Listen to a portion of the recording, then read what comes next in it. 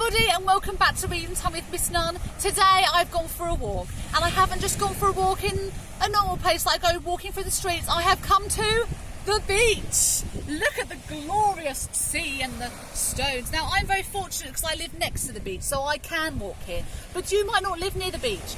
You might only live near the streets or near a wood or a forest or some trees. Now if that's okay, you can take your book on your adventure and read your book on your walk. So I knew I was coming to the sea some, so I have brought a seafronty book all about the sea with me. So today I'm going to read to you The Snail and the Whale by one of our favourite authors, Julia Donaldson. Here we go. This is the tale of a tiny snail and a great big grey-blue humpback whale. This is a rock as black as soot, and this is a snail with an itchy foot. The sea snail slithered all over the rock and gazed at the sea and the ships in the dock. And as she gazed, she sifted and sighed. The sea is deep and the world is wide. How I long to sail, said the tiny snail. I think I know what's going to happen next.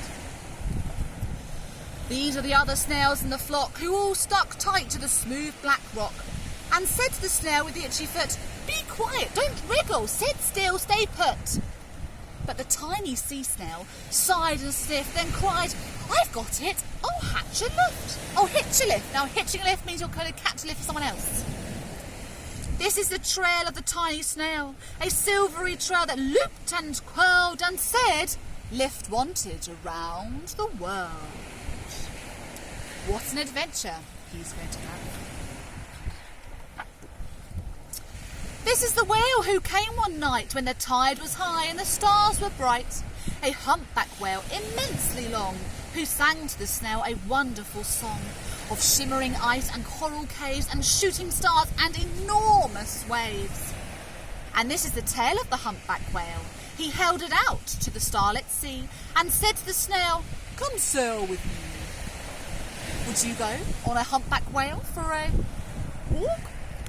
I think I'd be a little bit scared.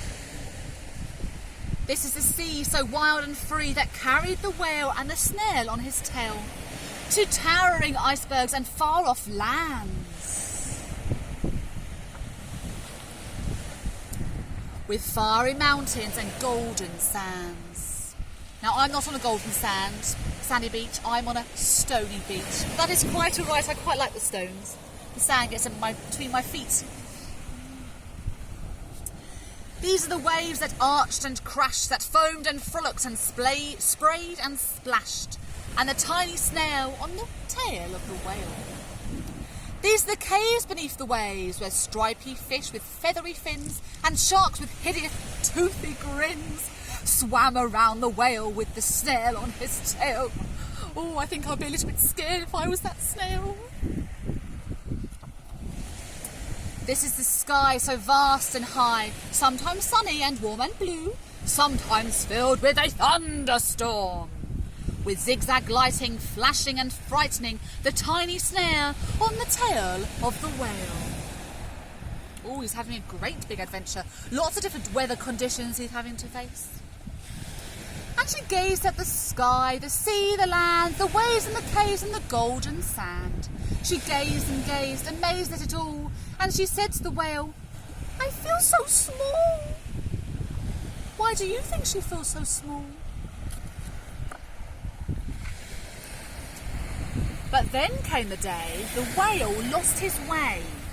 These are the speedboats running a race, zigging and zooming all over the place, upsetting the whale with their ear-splitting roar, making him swim too close to the shore.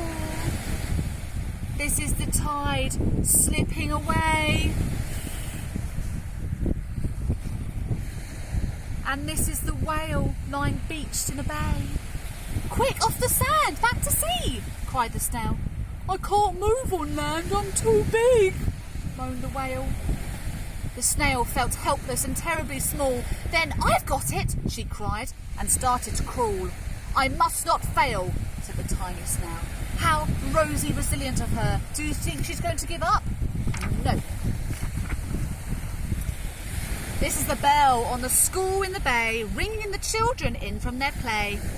This is the teacher holding her chalk, telling the class, sit straight, don't talk.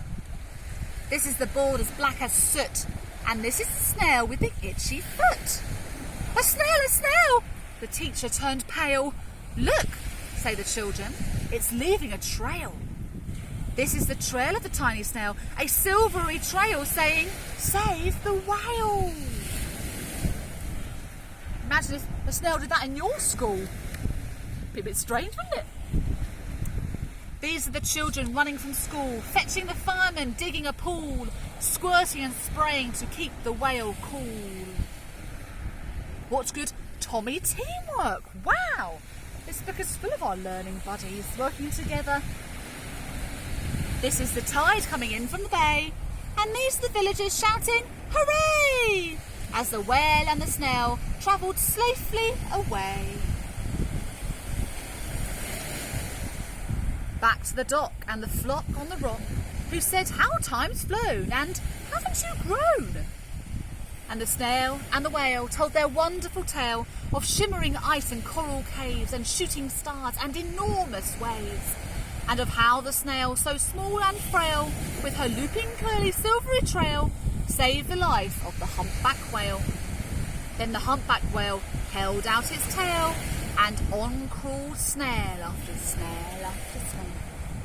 Oh, they all wanted to join in and go on their own adventure.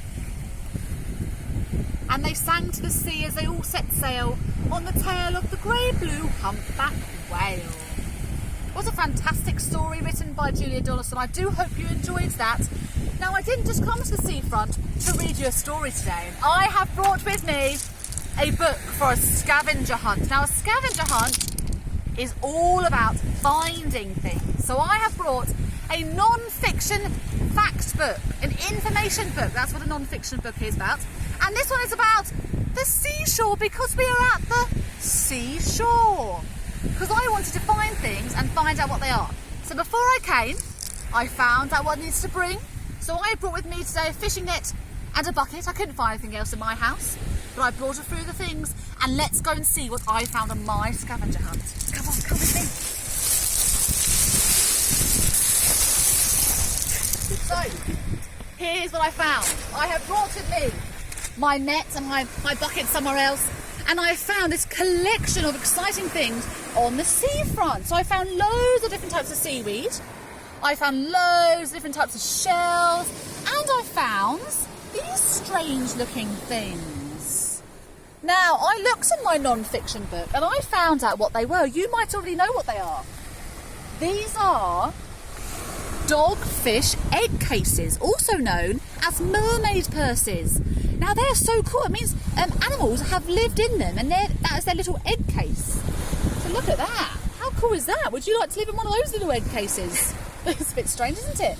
So I'm going to continue my scavenger hunt and see what else I can find. But thank you for joining me today. I look forward to seeing where you go on your walks and what you find. Do let me know. See you next time for Reading Time with Miss Nunn. Bye-bye.